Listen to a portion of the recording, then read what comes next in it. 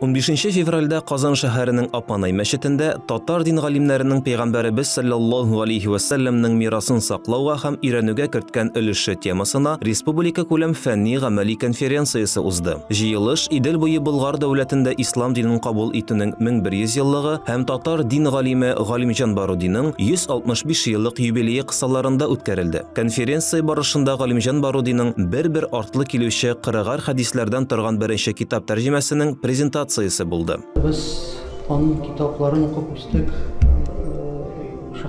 Mesela Muhammediye Medrese için 29 kitap yazıp kaldırdı. Hazırki vakitte de şekilde onu öğrenişler, çok galimler var.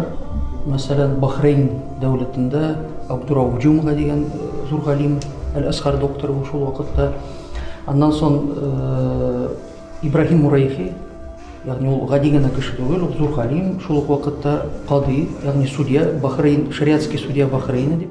Олуг галимебезнең мирасы бүгенге көнгә кадәр өйрәнелә. Аның хезмәте өстендә тәрҗемә эшләре алып барыла. Бу нәрсә белән бәйле? Галимҗан хәзрәтнең муфти булганын, аннары Мөхәммәдия мәдрәсәсенең җитәкчесе булганын беләләр.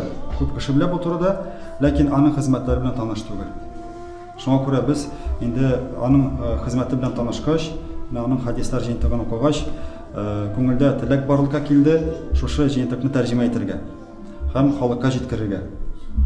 Бирәк тә менә аның юбилее елында Пленар утырыштагы чыгышлар татар галимнәренең дини хезмәтләренә, ачышларына багышланды. Аннан тыш, мәдрәсәнең тәҗрибәле остазлары җитәкчелегендә бер җүзне ятлаган уку йортының иң нәни шәкертен бу уңышы белән кытладылар.